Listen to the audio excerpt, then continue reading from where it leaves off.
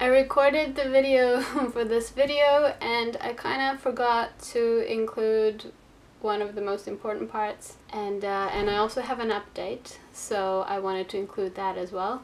So the update is I have finally found the TV show that I want to do reaction videos for next.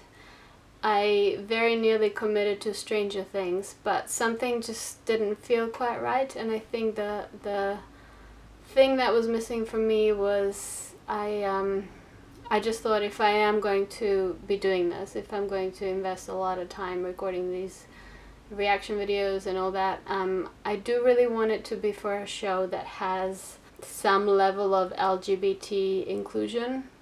That kind of representation is really important to me. So, I mean, I watch all types of shows. Most of them don't have LGBT rep in them.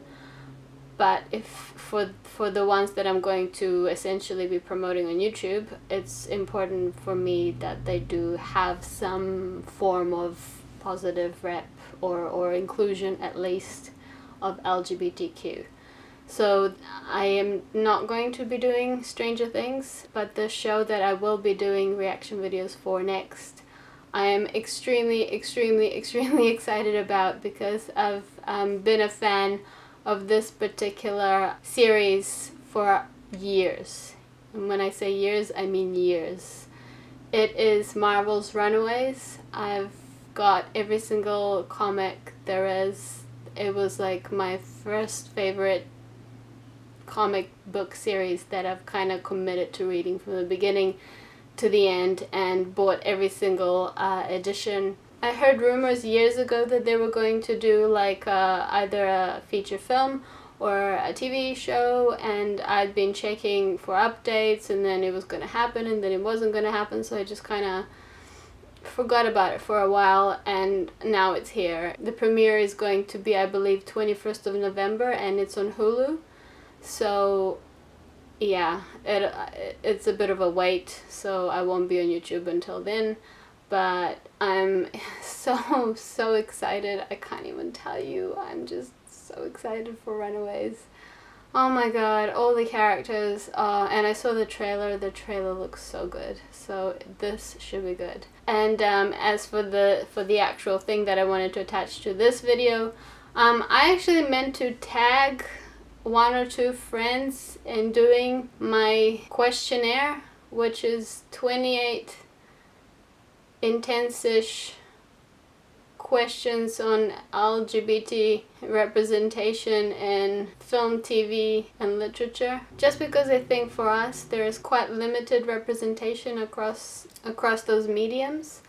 And so I really want to emphasize on that and draw the focus on that. So that's basically what this entire video is about. But I also want to extend it further and invite other people to do it. So if you would like to do it yourself, please go ahead. I would be so excited to see other people do videos on this particular topic and answering these questions that are featured in this video that I'm doing with my friend Britta, who is my ex. But the people that I would like to tag in this are Davina from Whoosh Bang Pow and Julie DG, because, well, first of all, they do their own sort of, I don't know, podcast or Skype dates where they get together and just discuss things for like 10 hours or something. So this will be perfect for you guys. I would just be really interested to hear your answers and to hear what you would have to say, what your opinions are, what your preferences are.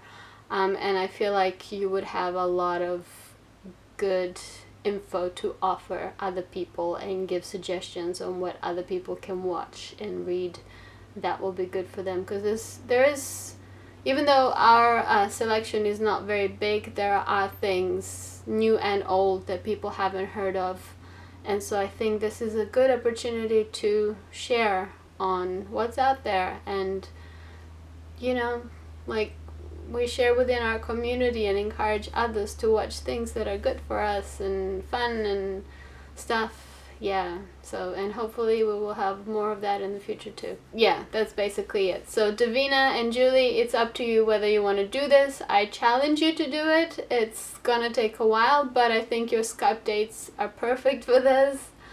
And you can do it in any capacity that you want. You don't even have to do the whole thing if you really don't want to. Although I think you should, but it's up to you. So yeah. Anyway, bye. Okay, you ready? Yeah. Okay. I am doing something a little different today. A good friend of mine, who is coincidentally also my ex, Britta. Oh. Yes. She's actually one of my most favorite people on this planet. Oh. It's true. Like, yeah, we dated some years ago, and then we, things happen and you move on, but like, friends are priceless. Anyways, so she has her own channel that she does really, really interesting content for, where she talks about things like gender and sexuality, and she's very intelligent and very eloquent, and like all of her content is really interesting and relevant and important. So you can have a look at that if you'd like. Unlike my channel, where I basically just swear a lot and drool over fictional characters on the screen. Britta invited me to do a video on her channel, which we have done a little while ago, but which I imagine she'll be posting around now. And so I thought... Oh, it's already up. Oh, it is? Yeah. I didn't know that. Didn't I tell you? Because ages ago I queued it to post on like August 12th, and then we ended up not doing the thing. But I my forgot. God. And then I was in Canada, and then it just posted. Now I can't unpost it. Great. Sorry. I think this is one of the reasons we broke up. No, I'm totally kidding. I'm kidding. I'm totally kidding. Okay, cool. Well, it's already out, so I guess I'll put a link under this video so you can find it easily. In that video we discussed what did we talk about, Britta? Your sexuality and... My sexuality. Yeah. The video is Eden's sexuality. Yeah, that's pretty much what it's about. No, it was about how you dated women for 10 years and never thought you'd date a guy, and now you're dating a guy, and just what that experience was like for you, basically. And then I interview you about that in that video on my channel. Okay, cool. Well, I thought the topic was like sexual fluidity. Right, the title is sexuality fluid, but it's very much through the lens of your experience. Yeah, it was my experience. So like my whole sexuality is basically there, like laid out. If for some you reason want that scoop on Eden. Yeah, if that's something that interests you, my personal life, like, please go ahead and yeah. And so I thought we could do something for my channel, but obviously since my thing is entertainment and positive representation of LGBT in the entertainment industry, I thought we could do something along those lines. And Britta is also a big movie buff, so I thought that would be fun to like combine that. We were supposed to do like a collaborative reaction video for the Orphan Black finale, but she decided to leave the country. I went to Canada with my wife and hiked in the wilderness instead. As you do. For this video, I thought we could do something like we could combine our love of movies and literature and TV series, and also like our somewhat adequate knowledge of like LGBT representation in those across those formats, whatever. So I thought we could do like a tag where we answer questions on our favorite either books or movies or TV series featuring prominent either LGBT characters or couples, and just kind of like, just put our perspective, our preferences out there, and then for other people they can kind of look up these movies, books, whatever, and we can just kind of promote that visibility more. That's the whole point. So yeah.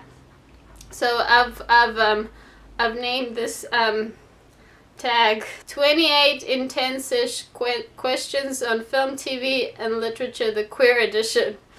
Mind you, I wrote this. Were you drunk? Did you write this when you were drunk? I might as well have. I wrote it at 1 a.m. because I couldn't sleep, and I was like, what am I going to do? Oh yes, I'm going to write a 28 question. No, it started off as a 10 question questionnaire, and then it kind of grew into 28. Why 28? Because that's when I ran out of questions.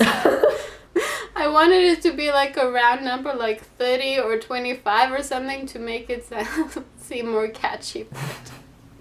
It was 1 a.m., whatever. Obviously, all of the answers are related to movies, TV shows, or books that feature prominent LGBT characters or couples. So keeping that in mind, Britta, can you please tell us what is the film that you love the most? Okay, so I just want to give a little bit of context first. I'm in my Masters of Film and Media at the moment, so saying that I'm a film buff is a little bit of an understatement. I work in the film industry, and both in the theory and the practical side. No, I think it's important because actually I feel like these questions were really hard because I do watch a lot of movies, but I watch a lot of movies regardless of LGBT representation because last year I wrote an essay on postmodernism, so I watched a bunch of Lynch films. I guess there's a bit of lesbianism in Mulholland Drive, but so I found this really hard. So, and favorite movie of all time with LGBT representation is really hard. There's a bunch that I like, but I want to talk about d.e.b.s. So d.e.b.s is a film that came out in 2004, directed by Angela Robinson, and it's got really bad ratings. Well, not really bad, quite mediocre ratings on IMDb, but I think it's quite underrated. I saw it for the first time when I was 14, and I remember going, Basically the premise is Charlie's Angels, but with lesbians. That's it, right? Charlie's Angels, but with lesbians. And I really enjoyed it. I've seen it 2 or 3 times, and it's just one of those feel-good movies where the lesbians get together at the end and they don't die, which is seems like a really low bar, but it's quite hard to It's not. It's literally the highest bar we have right now. Exactly. The lesbians live happily ever after, and they're not dead. Yeah. Go watch it. They're spies as well, which is really cool. I love adventure movies. So yeah, d.e.b.s. Yeah.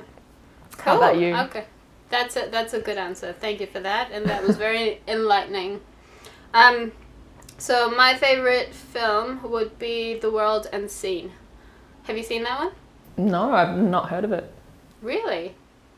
You have to see it. It's really good. It's actually based on a book by Shamim Sarif. I think that's how I could say her name. But it's set in South Africa, and it follows the story of an Indian housewife who immigrated from India to South Africa to be with her husband, whom she met through an arranged marriage. And through that process, she's got kids and everything, and she's not terribly happy, but she's a very good type of wife for those times. She just puts up with everything. This was also during the apartheid, so there's a lot of political stuff going on, and it was very hard. We know of the apartheid through the lens of white people versus black people, that division, but then you have Indian people who were, I guess, a minority in South Africa during those times. And we see it through that lens, which for me was very enlightening because my knowledge of South Africa is quite limited, and the apartheid is quite limited. So it was very interesting to see how it was for them. And then she befriends another Indian girl. Her name is Amina. She's a wild spirit. She's a rebel, and she runs her own restaurant, and she does everything that a girl or a woman in those times is not supposed to do. She doesn't have a husband. She dresses like quite masculine, in like masculine clothes, and the two women kind of become friends, and then they become more, and it's just one of the most beautiful, beautiful love stories I have ever seen. I love that movie so much. I've read the book. I love the book so much too. It's honestly one of the most underrated films I've ever seen, and I recommend it. I'd love to watch it. Please watch it and let me know what you think, because I value your opinion. Yeah. Yeah, for sure. Series that you love the most? My favorite TV series of all time is Buffy the Vampire Slayer. And I watched it for the first time when I was 17 and I loved it. I watched the entire series in a very short span of time. And right now, actually, because my wife hadn't seen it, we're rewatching. Well, I'm rewatching it. She's seeing it for the first time. We're in season 3 now and enjoying it all over again. It's just, you know, so Willow is the LGBT character. She comes out as a lesbian in season 4. And that's awesome, and she has some great storylines, but just the entire series is amazing. It's witty, it can be dark, it can be light. There's some like really snappy humor I think that Whedon's quite known for. It's just written really well, and just a lot of puns, which really appeals to me.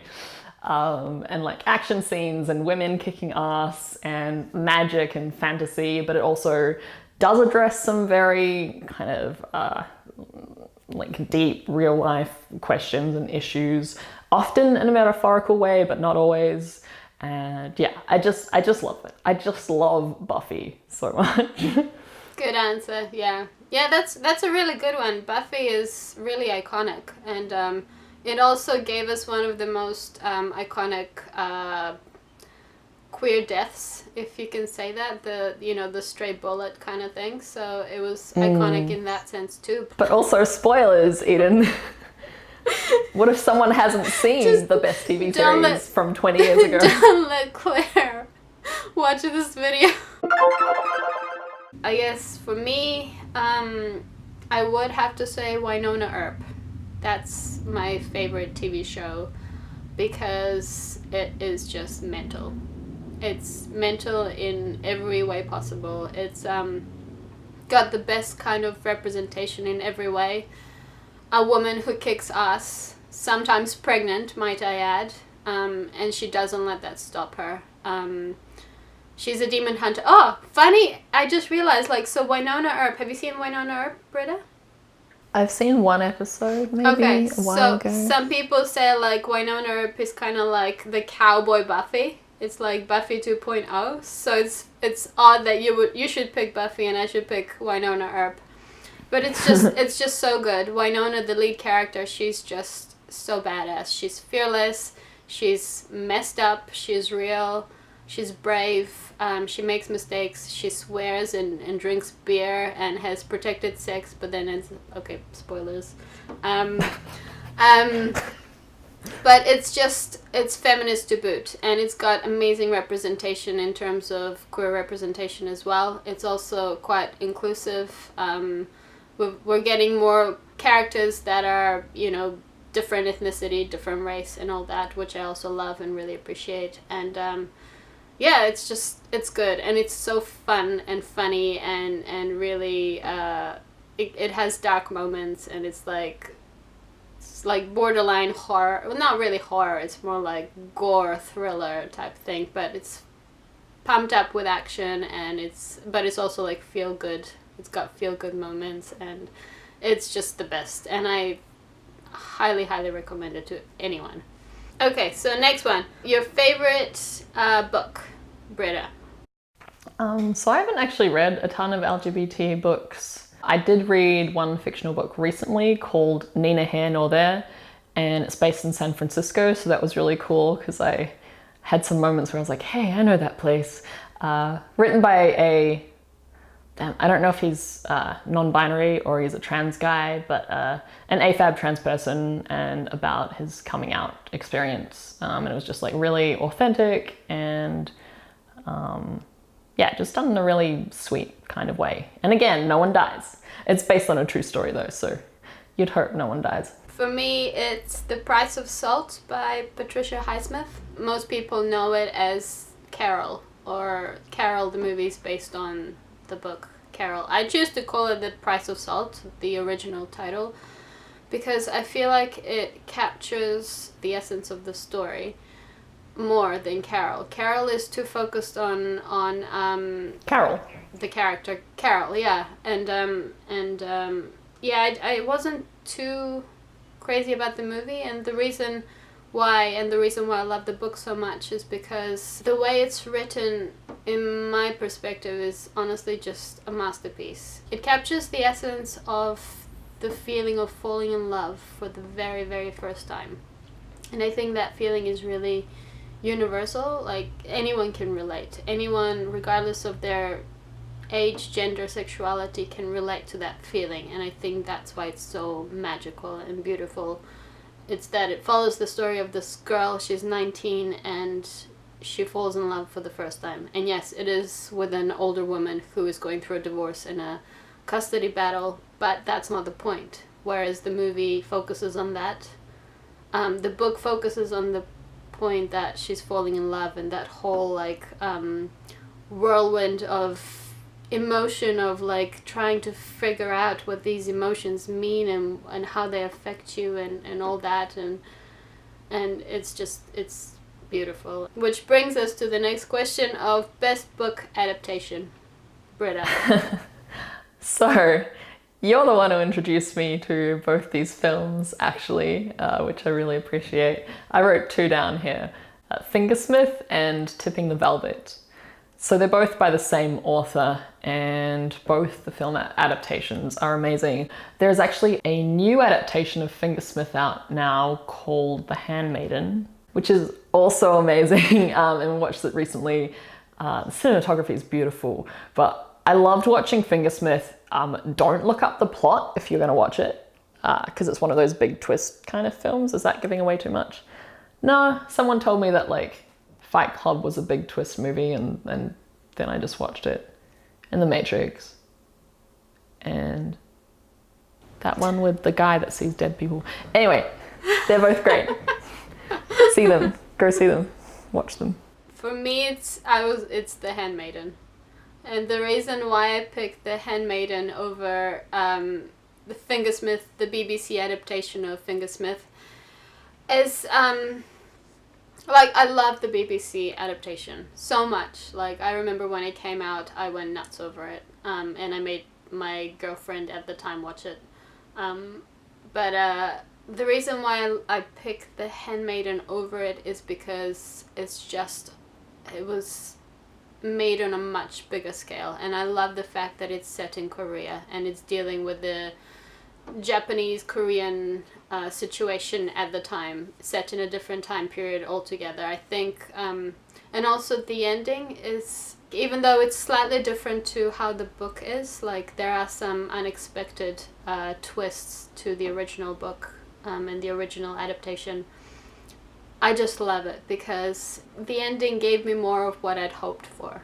There's just a bit more of like a closure, I guess, and it's a very good ending. And there's a lot of talk about, you know, the male gaze and all that with The Handmaiden, you know, that the sex scenes are kind of done in a way to exploit the lesbian sexuality and all that. I get that. When I first watched the nudity, the sex scenes, I was a little bit like, they are a little bit in your face.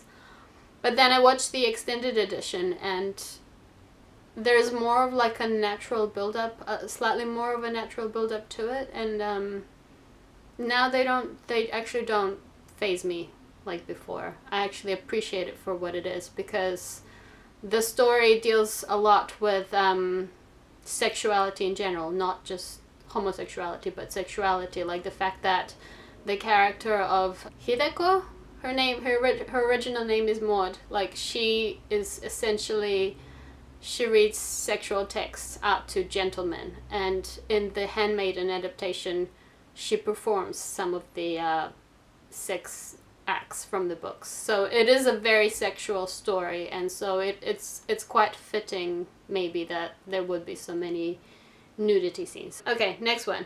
poorest book adaptation. What's the worst book adaptation, Britta?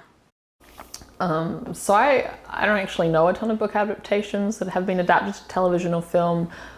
So I went with the movie Stonewall, which isn't an adaptation of a book as much as an adaptation of history, but it's a movie that came out recently about the Stonewall riots, and it's seen from the perspective of a gay white man in New York. And the whole point of Stonewall, or like the reason that there was a riot in the first place, was because police were gender policing patrons. So if they came into a bar and you had more than 3 items of clothing, or if you had 3 or more items of clothing of the wrong gender, the gender that didn't match your sex, then you could be arrested. So it was mostly trans women, drag queens, and butchers who were getting harassed by the police. And so it was these groups of people who end up instigating the riots. And in the movie, it's this gay white man who's like quite heteronormative and he doesn't do drag, who ends up throwing the first brick and gets into this riot.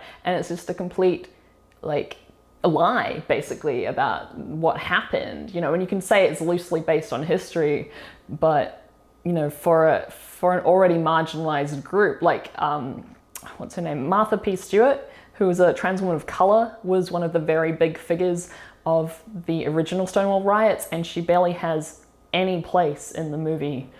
Are you serious? Yeah, and the director said, and he said, you know, as a director, I have to put myself in my own movies, and I'm a gay white man. It's like, bullshit. Of course directors can direct movies that aren't about people who are like them. You'd hope so. Or like, there's a lot of horror films out there, and I would have some questions for the directors, you know? Yeah. Yeah, so Stonewall, no. That's pretty shit. Yep. Like, that's pretty, yeah. I kind of want to see it though now. Well, if you do, don't pay for it. Okay. You have my permission as someone from the film industry. Don't give that movie any money. Oh my god, this conversation never happened. It crashed at the box office because a ton of queer folk were like, we're not going to pay to see an adaptation of a huge part of our history when it's done so poorly and doesn't include like the key figures of the riot. Yeah. The films that did do really well around the time were Hidden Figures and Moonlight, which both feature people of color, and Hidden Figures is about women of color. And yeah, if you want to give anyone money, go watch those. Okay, so in my opinion, I would say it's Fried Green Tomatoes. That's the worst movie. Well, not the worst, but from the books that I've read and then seen the movie, I would say that's maybe the poorest adaptation. Not because the movie isn't good. The movie is wonderful and I love it, but because they literally omitted the key sexuality from the movie altogether. Like the main character of Iggy and Ruth, they are supposed to be a couple, more or less. They live together, raise the kid together, and yet the way they're portrayed in the movie is that they're like, it's just so like they reduced it to so much subtext. Like it's like even below subtext. It's just not even there. Yeah. The only hint of anything between them is like one time Ruth kisses Iggy on the cheek. That's it. Like that's it. Like that's what it was reduced to. And that, yeah. So it pissed me off after, like as I got older and I read the book and I saw the movie again, like, yeah. But the movie still, it's so sweet. It's just one of the sweetest movies. And it's really sad though. It is very sad. Okay, so, the least favorite film or series, Britta, and when I say least favorite, that's a polite term for the movies you hate or hated. So Zoolander 2 came out last year, and I haven't seen it, but from the trailer and the synopsis that I've read, the main antagonist is portrayed as this non-binary, assigned male at birth person, played by Benedict Cumberbatch. And there's just a lot of transphobic jokes and a lot of jokes aimed at belittling the idea of being non-binary.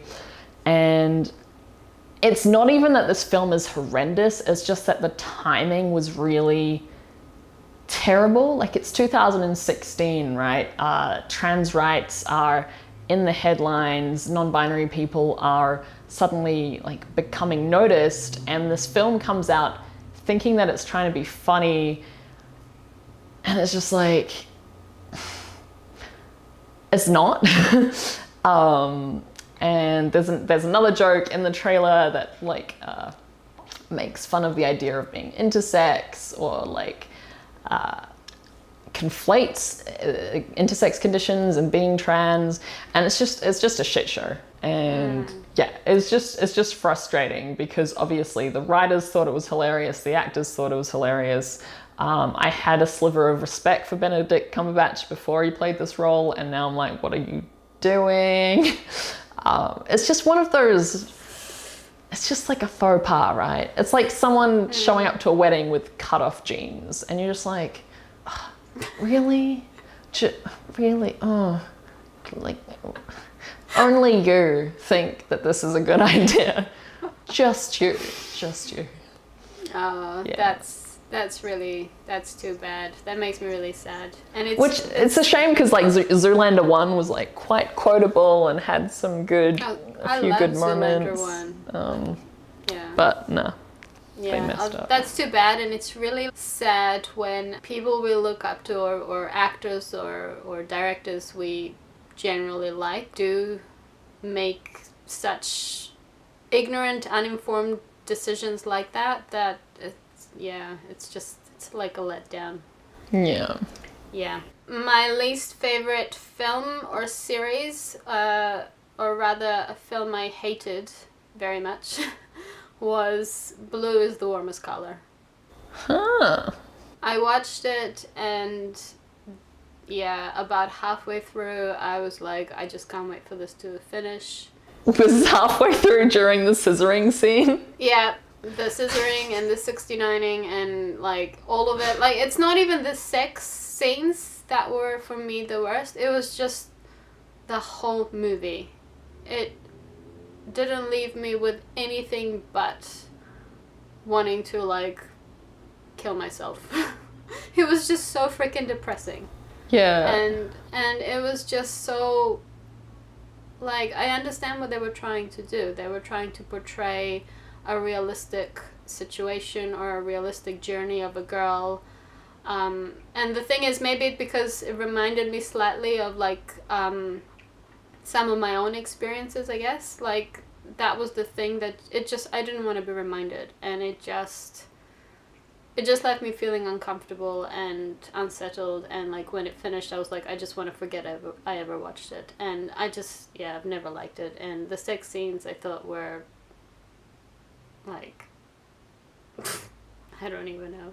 Most significant, culturally important queer film you'd recommend to others, Britta Pie? So I saw the movie Pride last year. My wife actually recommended it to me, so I watched it. It's a really well done film that is also based on historical events. It's based on the minors' rights movement in the UK back in, I think, the 80s, although don't quote me on that. And a group of people set up the Lesbian and Gays for Minors group. So I think the minors were on strike, their conditions were horrendous, they weren't getting paid enough. And a lesbian and gay group set up funding, so they collected funding for the minors. And the minors, who were like all country bumpkins and the kind of people that you would maybe call like hicks or rednecks, and at first are kind of not really welcoming of this lesbian and gay group protesting on their behalf, but they end up supporting each other and having this a really, really amazing collaboration. And I thought it was so powerful because it was one of those movies that changed the way I think about politics.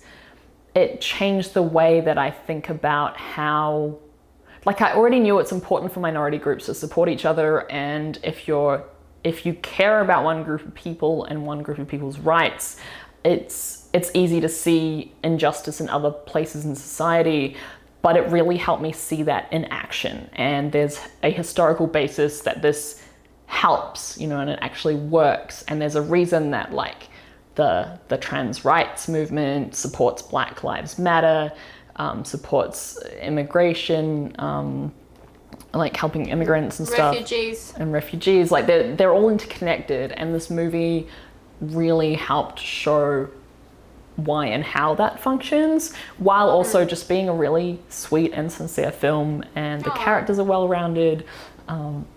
Yeah, I really enjoyed it, and I cried a bit. There's some really heartwarming moments, so I totally recommend watching Pride. Cool. I have heard of it, and I keep meaning to see it, but I just haven't yet. So yeah, it's definitely on my list now. For me, it would be... It's really weird because my movie is actually like deals with the same topics as similar sort of topics as what you described. It's actually a Serbian movie that came out some years ago. It's called Parada, which means parade. And it's basically like how the LGBT movement or group in the capital of Serbia, they wanted to hold a pride parade and just kind of do what other cities do and have like a pride parade march through the central area of the capital city. However, there is a lot of homophobia and hate still in that corner of the world, and so they receive a lot of there's a lot of violence involved, let's put it that way. So in order to make this happen, in order for them not to die, basically, they have to get the help of these guys who were like previous like mercenaries from like the previous Balkan wars, like the Bosnia War, the Croatian War, the Kosovo War. So it's like this Serbian dude who's like an ex-con and I think and other things, like he suddenly has to travel like to Croatia and Bosnia and Kosovo to get the help of like a Bosnian dude, a Croat, and an Albanian dude who were also like involved in those wars.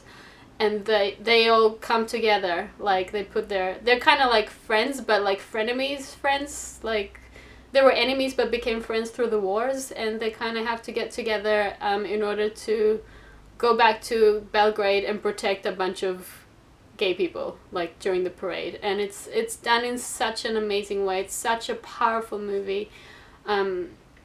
It's a comedy and it's really, really funny, but it's got some really touching moments, and it deals with like absolutely monumental issues in terms of LGBT. And yeah, it literally reduces me to tears every time, and I would recommend it to everyone except for the fact that it doesn't come with subtitles, which is a massive letdown. I tried to show it to my fiance and there were no subtitles, and I was like, well, this sucks. Like, it needs subtitles now. But it's such a good movie, honestly. And especially it's really important for over there because, yeah, it's still very hard for LGBT in Serbia and in the countries nearby. It's not very... it's not very easy for them, let's just put it that way. So I think that movie is very, very timely, and I'm hoping that it slowly started to maybe touch some hearts and open some minds a little bit more. I know that a person that's very dear to us actually brought that movie back from Serbia, so the fact that that happened alone, and at the time I was in a same-sex relationship as well, like it actually blew my mind. So it just kind of highlights the point of how important film, media, literature is for these movements, for minorities that are affected in the society still. Like it absolutely has the power to change people's minds, to show them that, you know, we're all just people and we just deserve the same basic human rights. That's it. That's literally it. Anyways, okay, so the most personally life-altering queer film, TV show, or book for you, Britta? So I wrote down two for this answer, two movies that I watched when I was 16 that really helped kind of... I didn't come out till I was 18. I didn't come out to myself until I was 18, but it really kind of helped set me on that path of like, this is a possibility. So I watched But I'm a Cheerleader, which is just this really light, silly film. And again, the lesbians get together at the end and no one dies. And it's just got a lot of funny moments. And then I watched the Rocky Horror Picture Show, which I just found really fun. I think the Rocky Horror Picture Show was the first time that I saw like being queer could be fun. That sounds really weird, but like being LGBT and being gender non-conforming could be fun and safe and not threatening and not a reason to be bullied. And like obviously it's like this completely alternative reality that is like has no basis on real life whatsoever. It is a very like, weird movie. Also the fact that it came out decades ago and you know, had such a big audience and had such a big following made me feel like, hey, there's a community out there that even like a lot of people who watch Rocky Horror aren't queer, but you know, I feel like you'd have to be a queer supporter to enjoy that film. It's a musical about a dancing transvestite. Like, yeah. So yeah, this kind of idea that actually that there's a community and it's not all kind of depressing and stressful. So those two films kind of put me on that path of being okay with myself. Cool. Interesting. Yeah, I watched the Rocky Horror Picture Show. I think I was like 16. I watched it in high school and I was like, the first half I enjoyed and then the second half I was like, what the fuck? And then it took me a couple of times to actually appreciate it for the gem that it is. Yeah. But yeah, I mean, now I love it. obviously there are some like problematic aspects to the Rocky Horror Picture Show, and I do acknowledge that. And there are some people that do have some complaints about it. But this question was specifically like historically, like in my life. Yeah. What? Yeah. Exactly. What? And this was 10 years ago now, right? Yeah. Which. This was like 10 years ago. Oh, you're still such a baby. You were 18. God, I was 16. I'm 26 now. Oh, you mean when we went out, right? Yes. Yeah. Oh God. Okay. For me, I want to say Heavenly Creatures. I actually watched that movie when I was like 12. And I watched it before I even came to New Zealand. So I watched it and I saw like these two girls who kind of have like a romantic borderline sexual relationship together, very unhealthy and like codependent, and in the end turned out to be very toxic. But there was something about them, like even though I didn't see it as more like, I think it was like the first time where I started picking up or like perceiving like, I don't want to say inappropriateness, but like seeing it as more than platonic, because up until that point when I'd see two women kiss on screen, I didn't pick it up as sexual. I only ever saw it as a friendship thing. Like, I don't know, it was like heteronormativity placed on my eyes. Like, as a child, I didn't even realize that homosexuality was possible. So when I saw this movie and I saw the two girls kind of being really close together, I did sort of begin to pick up that there was something more there than just friendship, and it kind of like stimulated something in me, like a part of me that started to come out, I guess. So I would say maybe that one was one of, but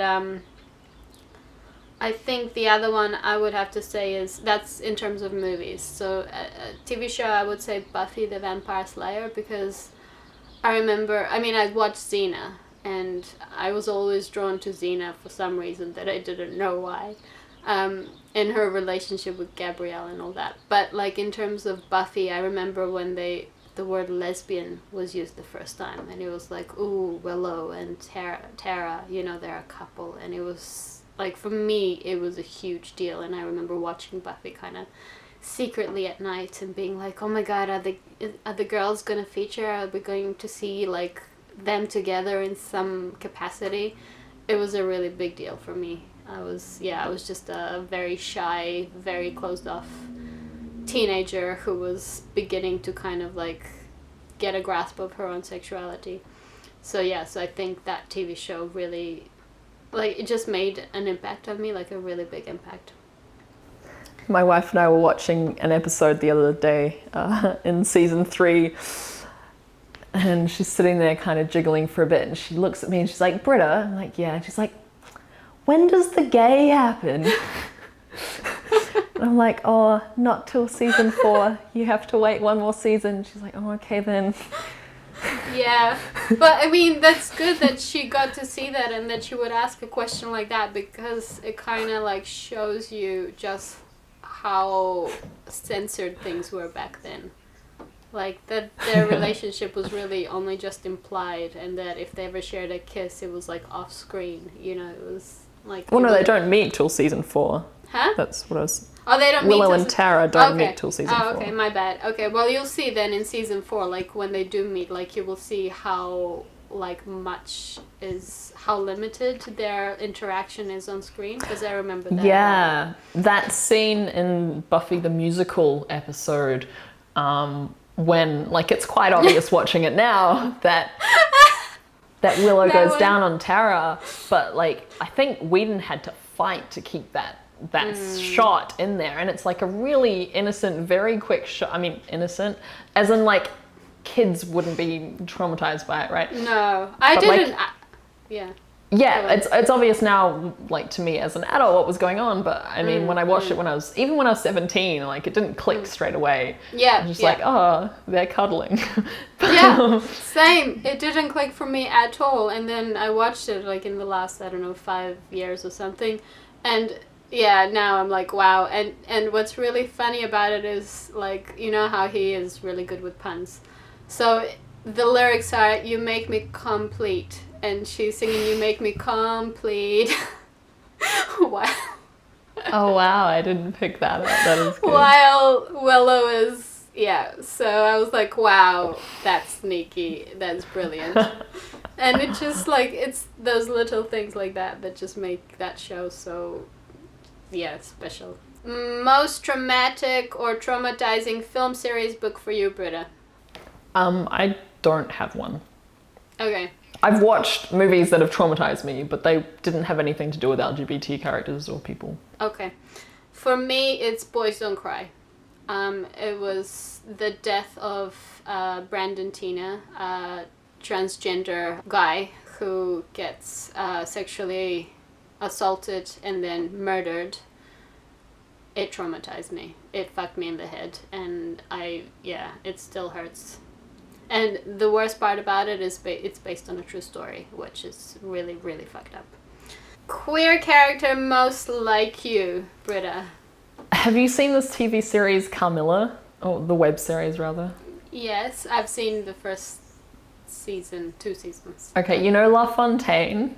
Yes. Okay, I think, like, truthfully, I think they're most like me. They're like a non-binary, geeky person who's like, does stand up for themselves, and they're quite independent. They like doing science and tests and research. Kind of like a queer version of Hermione, sort of. And I identify with them a lot. Okay, cool. For me, it would be... oh God, I hate to say this. So Waverly from Winona Earp, she's very proactive and very brave, but she's also tiny and sometimes annoying, so I can relate to that. Shut up. I can see... No, I'm glad that you're being honest. But that's not the part that I'm being honest about. And also Jenny from the L Word. Ooh. Did you read my answers that I sent you? I did.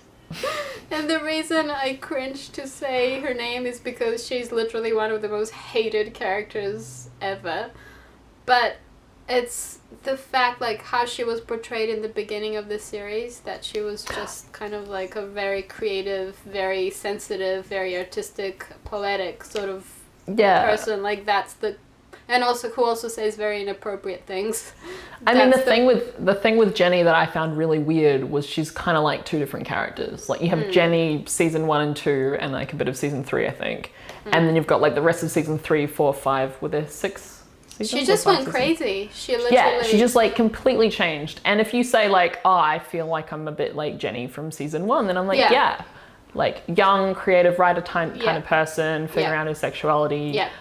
Says inappropriate things sometimes, but not out of malice, which is I think the main thing that changes. Like especially the last season, she gets incredibly malicious for no apparent reason, and it's just like a really bizarre character choice. I really feel like whoever was in charge of writing that story, they absolutely ruined her, and they dropped the ball for sure. I stopped liking the show because it just seemed very out of character, and they just like she had so much potential, like to begin with, and like they really could have explored her sexuality and her character in such a good way, and I almost kind of feel like they erased her bisexuality and made her just gay, as well as what they did with Alice's sexuality. She was supposed to be bisexual, and then that kind of went out the window. Anyway, whatever. Okay, so next question. Favorite queer character? I love Willow. That's all I have to say. Willow was my baby. Willow from My Buffy precious. the Vampire Slayer. Aww. Yes. Okay. My baby nerd. My precious gay. Your precious gay. Aww. Yeah, she's very sweet. She's very likable. Even when she goes dark. Yeah, like the thing is, her character has flaws, and they're very relatable flaws, and they're quite enlightening, I think. And if she didn't have those flaws, she wouldn't be believable at all, you know. She'd be too good, and it wouldn't... No one's like that, you know. So, I love Willow. Yeah, she's a good one. For me, I couldn't decide. I've got 3. Yeah. Lena, not from Supergirl. Lena from All Cheerleaders Die. She's a cute little witchy witch. I love that movie, by the way. I love that movie so much. Such a weird title, such a weird name. Really well done, just like quite bizarre, but... Yeah. It's very underrated in my opinion. And yeah, absolutely. I'm like, have you seen All Cheerleaders Die? Everyone's like, no, what are you talking about? What is that? That sounds horrific. Like, yeah, what? It's actually got a legit like love storyline, and it's actually very sweet. Yeah. Yeah, so Lena, like the little witchy girl from All Cheerleaders Die. Also Pam, the vampire from True Blood, because she's the queen of shade, and she's very queer. Oh, really? Oh, she's amazing. Like, she's the boss of everything.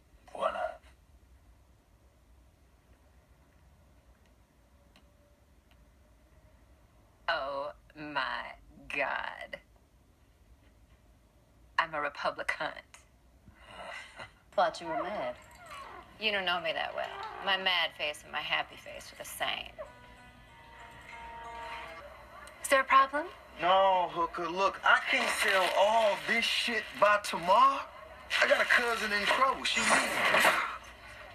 I don't know what it is about me that makes people think I want to hear their problems. Maybe I smile too much. Maybe I wear too much pink. But please remember, I can rip your throat out if I need to, and also know that I am not a hooker. That was a long, long time ago. I'm borderline in love with her.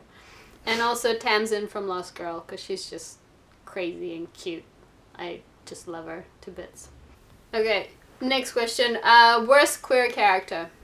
Okay, so I put Jenny for this one. For most of the reason we just talked about. Like, she starts off as, you know, a believable character, and then, you know, and I blame the writers on this. I mean, if a character is bad, who else do you blame, right? But the writers, I guess, or the director. She just gets really malicious, incredibly transphobic in the last season as well, which makes no sense, like, considering her history. And just really, just not likable, you know. And I wonder if this is because it's really hard to write drama when everyone's getting along, so you need an antagonist. But they could have introduced someone else. Like, it just didn't make sense to change her character so much. And yeah, she goes a bit crazy, and it's just a really bad character. Just bad. I wrote the same, Jenny, for all the exact reasons you outlined. I just think like she completely lost her personality, and they literally just needed a villain to drive the story, and they took it all out on her, and it was crap. Yeah. Most notable queer villain. So I wrote all of them because a lot of villains are queer coded, like a hell of a lot. I watched a James Bond movie recently, like one of the newer ones, and the villain was heavily queer coded, like incredibly, like it suggested that he's gay. And I'm like, oh my God, aren't we over that? Like, hey, here's the hero, this like straight, white, masculine, buff dude, and here's the villain who wants to kill everyone, who uses his hands to gesture a lot and has a bit of a lisp. Like, aren't we over that? But my favorite queer villain is Lucy from d.e.b.s, because she she's a has babe. depth and she's a babe. And she's got the jawline.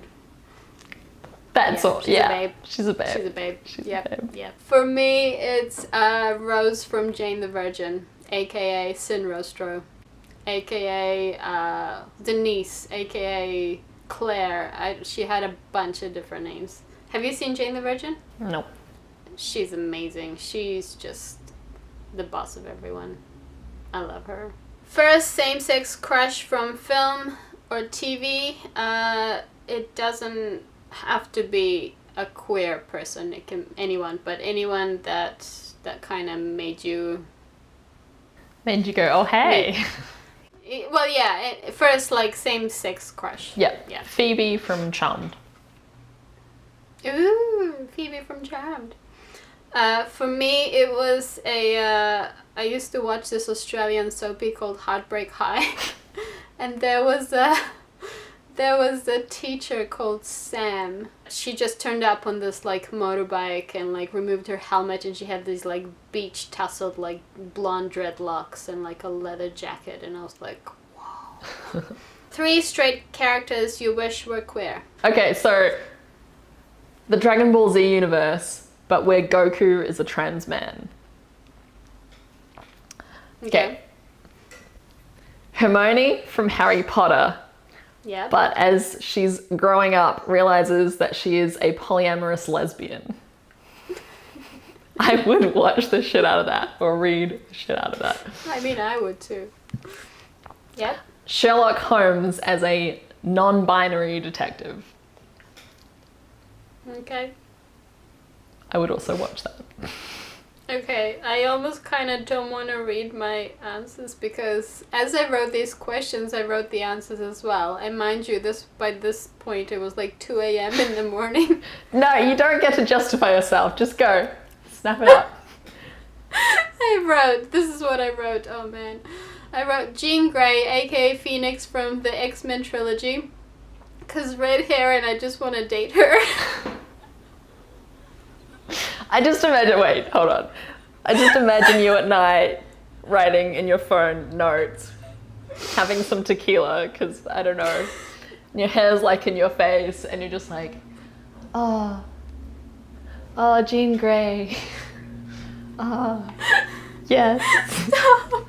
It was probably quite similar to what you just described. Kaelin Amnell from The Legend of the Seeker. Oh god. 'Cause Mother Confessor, have mercy on my soul.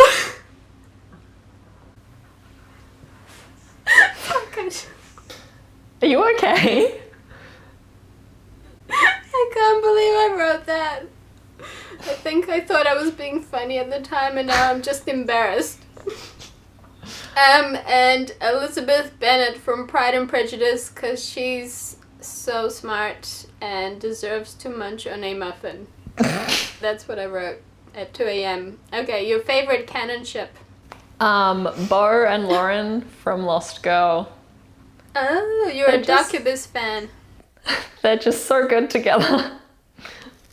I don't even like, I'm not a huge Lost Girl fan, but like, I watched it for their relationship. Because I feel like they're kind of less toxic than a lot of others. Like, I love Willow and I love Willow and Tara, but they do have some pretty deep-rooted issues towards the end. Whereas like Bo and Lauren, even though they're like together and they break up and then they're hooking up, like what the fuck's going on? I feel like they at least talk about it for the most part. There's like some level of communication that like resembles a more healthy relationship, even though there's like a lot of other stuff going on. It's kind of getting to that point. I mean, there was so much potential if everyone was just non-monogamous and Lost Girl. It'd just be great, but they aren't, which is fine. That's their own choice. All good. But like that, yeah, it's starting. This Lost Girl couple, they're starting to kind of progress towards a level of communication, which I'd like to see in more dramas. What about you? For me, it's Rose and Louisa from Jane the Virgin, even though they are the epitome of like a toxic relationship, but that's exactly what they are. Like, Rose killed this one's father. The other one she put her in a mental institute. You know, it's like, it's beyond ridiculous. So it's like you cannot even argue that they're toxic, because they're just like, they are beyond toxic, but they're just so sweet. Yeah. Anyway, they're my favorite. And also Tara and Pam from True Blood. I just feel like they were going to be so good before they switched directors and then completely took the story in a completely opposite direction. They were so cute together and they had so much chemistry. And I thought they were just adorable. Favorite fanonship, Britta? So I think if Cosima from Orphan Black and LaFontaine from Camilla got together, they would just like totally geek out about science and nerd out all the time, and it would be really cute. They would do crazy science together. And like, you know, a lot of people are like, yeah, Cosima and Delphine. I think Delphine has some issues, and yeah, it's really not okay for Cosima. I think Cosima deserves someone who's truly good at heart, and I think they'd get along. Yeah, I think LaFontaine and Cosima, I think science would do them, to be honest. For me, it's Kaylin and Kara from The Legend of the Seeker. Because a Mord Sith and a Mother Confessor are supposed to be sworn enemies, and they're kind of like the polar opposites of each other. But yeah, their chemistry was just mental. Question 18. Worst canon queer couple. Most toxic one. Okay, so I wrote 2 for this as well. Jenny and Shane, that's just a complete disaster. And if you've watched The L Word, you don't need me to explain. It's just, that particular pairing is just bad. But I also, so that's kind of like, I think, really toxic. Yeah. But I also wanted to talk about Daniela, Danny from Sense8. Lito Rodriguez is dating Hernando. And the movie star, or the... Yeah, the movie star in Mexico City, right? And then he basically gets a fake girlfriend because he's not out. A beard. And then pretty much. And the fake girlfriend is living with them. It ends up being Lito and Hernando and Danny living together. And I have quite a few friends who kind of ship them as like this like poly triad kind of thing. And like, firstly, Lito and Hernando are gay and Danny is straight. And neither of the men are into her sexually, but also she really takes advantage of them. I was gonna say she seemed opportunist to me. She's opportunist. Like, imagine if the roles were reversed, right? And there are 2 lesbian characters and a guy living with them because of one of the women is really famous, and then he starts filming them while they're having sex. Like, that's just like creep 101, right? And then Danny does this and people just seem so quick to forgive her. And I realize that they do have this friendship later on that's really valuable to Leto. But I kind of just, I wished he was like more angry with her at some point. Like, I was so angry on his behalf. I'm like, you took photos of someone having sex. You were a guest in their house. Like, why are people okay with this? It seems really messed up to me, right? And I know she kind of pulls through and helps them out with some stuff later and ends up being quite valuable to them. And they end up having what seems like a good friendship, but it just started off on a really the wrong foot. And, you know, while the rest of the series was going along, I'm like, hold on, wait, Danny did what? Like, is anyone else seeing this? Like, this is really fucking messed up. And the guys get angry that the photos are leaked, but they don't seem pissed off that, enough, I felt. Maybe because she did that in the first place. Maybe because they're afraid of, like, the repercussions if she turns against them, like what are Which the damage? is, again, like, really toxic, right? Yeah, and that's why I'm answering this absolutely. to this question. Yeah, absolutely. I think there's, like, some really toxic things happening in this friendship / fake relationship. Yeah, I agree. Yeah.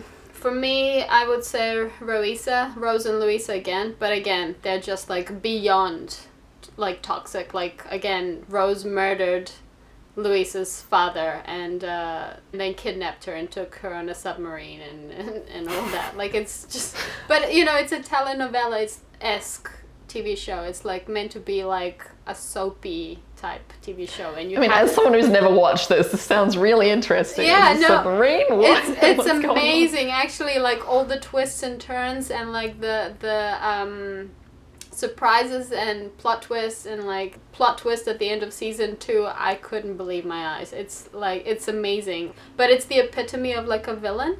And then she has this like one weakness, and that's her love for Louisa, who is also her stepdaughter. Okay, so that's one, but like, again, they're like beyond toxic, so I don't know if they even count. But I would say, like, in terms of like a more realistic relationship, I think Piper and Alex from Orange is the New Black, I think they're pretty messed up. Yeah, absolutely. Okay. I agree. And question 19, best or healthiest canon queer couple, like who you would say are fairly good role models. Like, nobody's perfect, obviously, but yeah. Well, this is from Sense8 as well. Amanita and Nomi. yeah, they're so They're cute. just so good. They're just such goods. Just the most good. I agree. That is all I have to say. I think Amanita is just so sweet. She's like girlfriend goals. Yes. They both are. Yes. I would say Way Hot from Winona Earp. Nicole Hott and Waverly Earp. I mean, they had like minor glitches recently, but I don't think anyone's perfect, and people do sometimes make mistakes in relationship. But overall, I think they genuinely love each other. They support one another. They stand up for each other. They respect each other, which is really important. Favorite fandom? Question number 20. I love the Sense8 fandom. I include myself in this because we pulled together and we goddamn got another wrap-up film. You totally did. Which I'm Congrats, so by the happy way. about. Well done.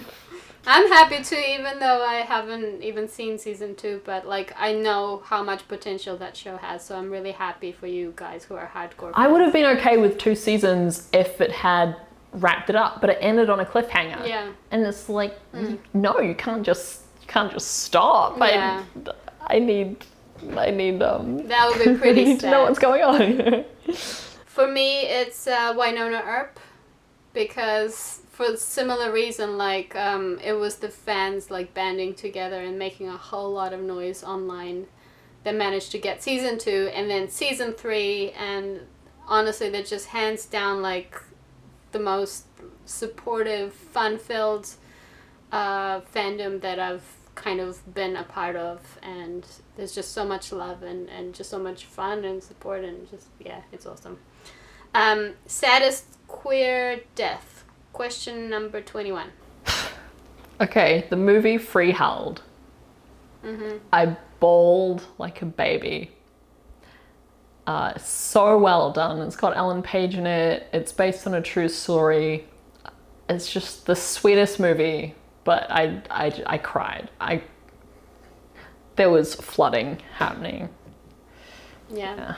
I watched that movie. I found it very heavy, so I don't think I could watch it again for that reason. But the fact that it was based on a true story, and it was one of the elements that made a difference to the law change in the long run, I think that's amazing.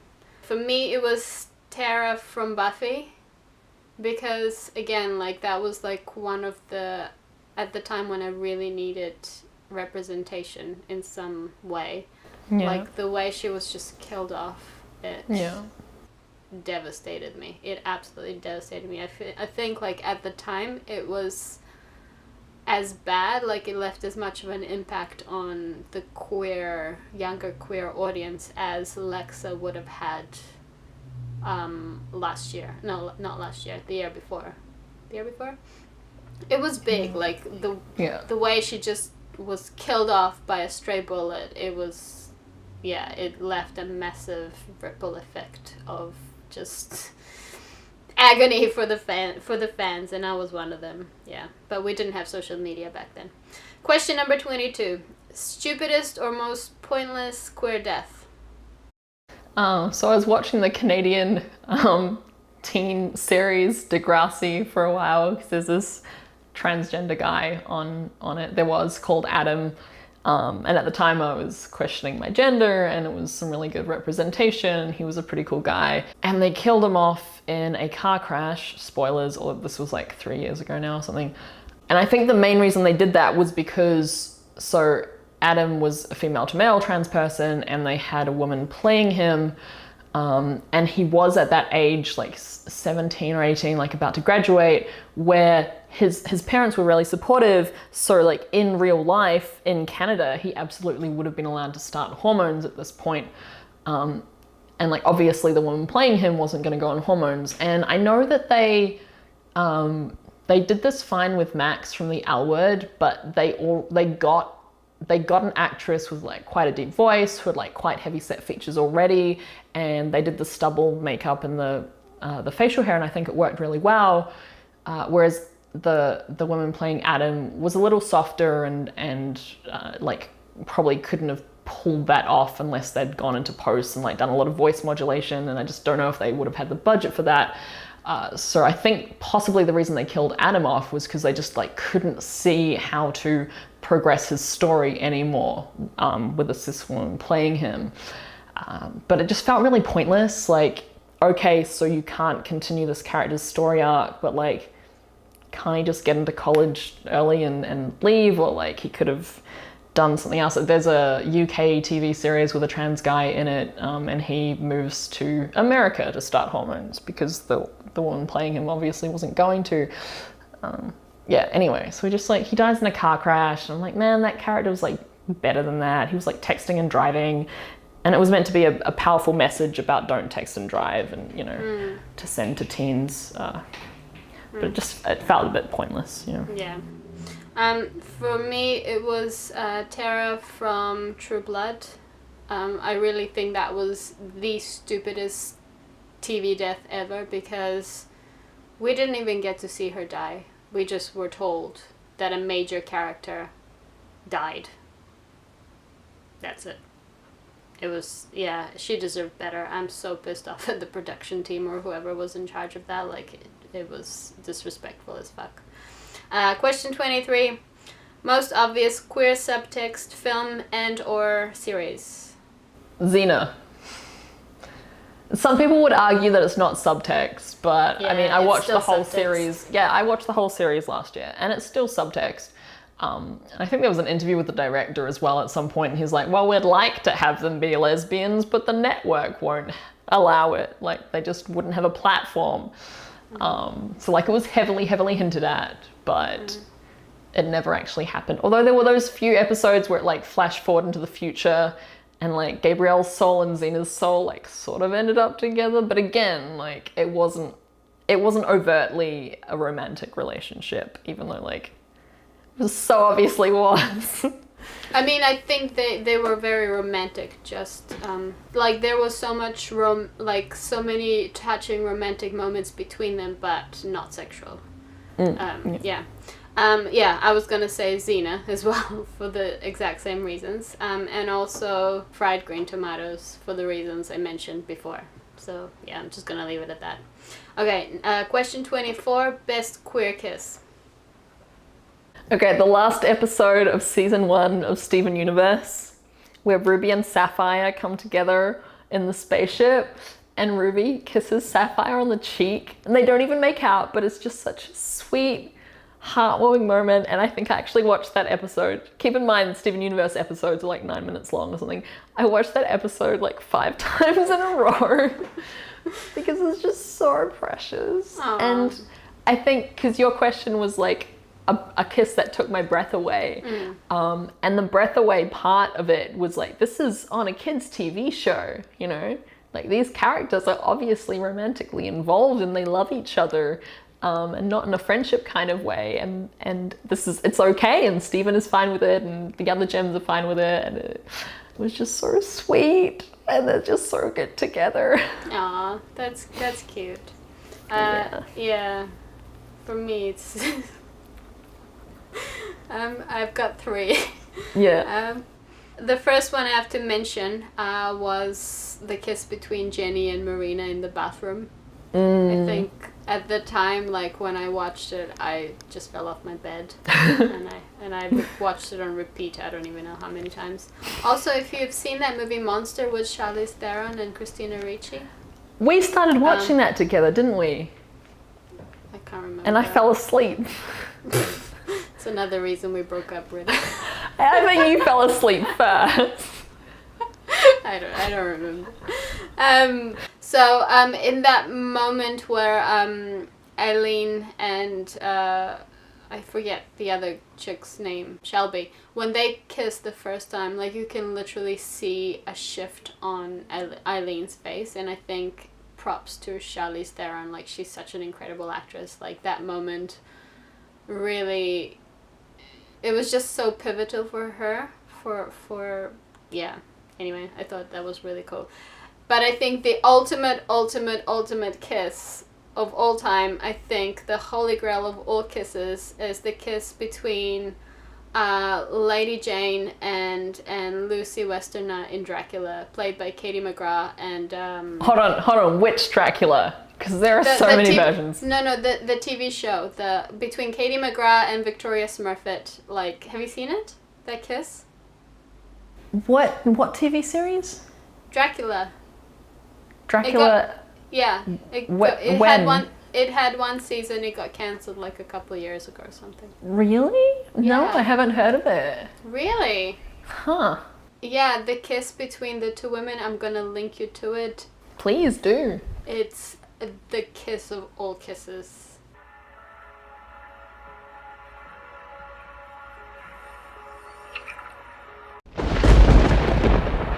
So, Best queer love scene. yes, Sense8. Greta. Yes. But the entire series. Just every single one. All of them. The 2 really well shot orgies. And then all of the sex scenes with Nomi and Amanita. And all of the sex scenes with Lito and Hernando. Just the whole of Sense8. Okay. That's the best queer love scene. Okay, cool. Okay. So Sense8 is just one giant sex scene. One giant sex scene, and it's the best. Okay, cool. That's a good way to sell the show, I think. For me, it's Layla and Tala from I Can't Think Straight. Like, they do, like, a little, like, sexy dance thing first, and then they kind You make them sound like birds that are, like, mating. And the other one I just really wanted to mention was the 2 main characters from Desert Hearts, because that like love scene was really like proper. It's pretty explicit, but it's really good. Yeah, I'll just leave it at that. Question 26: best coming out movie, series, and book. Ellen Go. DeGeneres. Yes. When she came out in her TV series. Yes, that was. It's that on was, YouTube. It's great. You can watch it for free. It's just such a good coming out. I agree. Really well it really done. is. I wrote The Truth About Jane for movie. It's quite an old movie now, but I watched it when I was a teenager, and it really resonated with me as a teenager who was wanting to come out. Alex in Supergirl, as a person coming out, around their 30s, like a slightly older age compared to most, I think, queer people. That was really well handled. Even though Supergirl is, some would say is problematic as hell, but whatever. And also, Tipping the Velvet, the book. Just the main character navigating her sexuality, coming to terms with the fact that she preferred women. I thought that was a really good book. Question 27. Weirdest queer movie. Britta, go. Party Monster. It's weird, but it's good. Yes. I liked it. I enjoyed it. Yeah. I wrote But I'm a Cheerleader. Because, it's a little bit like... I'm not the kind of person that does drugs, but you take something and you watch that movie, you'll be like on a roller coaster. But also I recently rewatched Being John Malkovich. That is one weird movie. And I watched it a while ago. Does that have queer characters in it? I can't remember. Yeah, Cameron Diaz, they have a toxic relationship, she and the other female character. But it's like their love for each other is pretty central to the story, but it's just one messed up story. It's really weird. Okay, and final question. Happiest, most feel-good queer movie. Not necessarily your favorite, but just one that you would recommend as like the funnest, happiest, most feel-good type of movie. Steven Universe! So, for the reasons I talked about, Ruby and Sapphire's first kiss at the end of season 1, but there's another episode in season 2, I think, possibly season 3, I think season 2, where it gives their backstory, and they're singing and they're falling in love and they're frolicking around Earth, and it's just really sweet. And also it's just like one of those really silly shows with really likable characters, and it's just really fun. Yeah. Cool. I would say, and neither one of these two are my favorites, but I would recommend Imagine Me and You. Like, I think that's quite a... Like, in terms of, like, blockbuster rom-coms, that's probably... You're a wanker number 9! Yeah. That one? That's that film? That's the one. Checking. Yeah. And I Can't Think Straight. Both of the movies have happy endings, and they're very cute and just, like, fun movies, yeah. Yeah, and that kind of brings us to the end of the 28 intense-ish... I forget the title of my own tag. Yeah, that's the end. And if you have any other TV shows or movies or books that you would like to mention, you can let me know if you like. You can let me know your thoughts on any of the ones that me and Britta have covered here. And Britta, thank you so much. I know you're like melting right now in the heat. I'm melting. Also, my battery is about to die. Thank you so much for doing this. This took a while, but thank you so much. I really appreciate it. Bye. Bye. We were supposed to do like a collaborative reaction video for the Orphan Black finale, but she decided to leave the country. I went to Canada with my wife and hiked in the wilderness instead. As you do. Priorities. Over Orphan Black finale. I don't know. I'm good. This is another reason why we broke up. Remember that New Year's I asked you if you wanted to go camping with me? And you were like, I hate camping, so I just went camping with my friends. Yeah. My fiance, one of the first things we talked about, he asked me like on our first date, hey, so do you like camping? I said, no. And he's like, we're perfect for each other.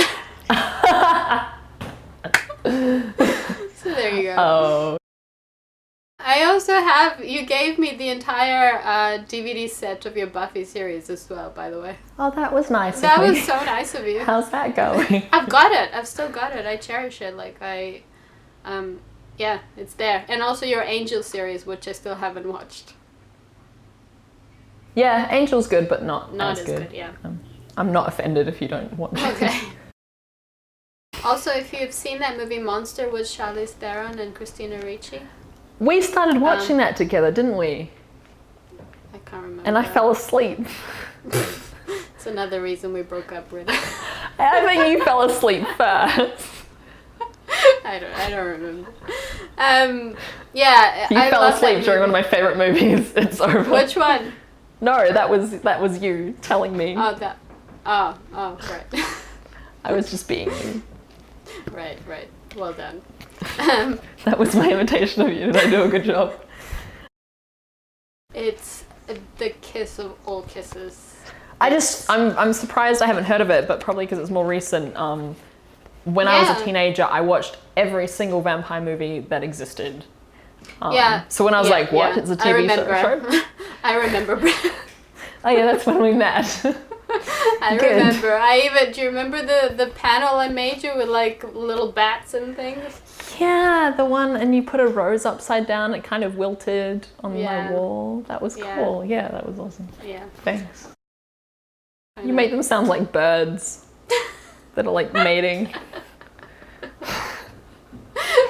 And here we see the local lesbians and their natural habitat. I almost feel like Look, one of them is doing the ancient ritual mating dance. called the Sappho's dance. The dance of the Sappho. The dance of the Sapphos. Yeah. Oh, the other one is responding positively. We shall see how this pans out. Over to you, Attenborough.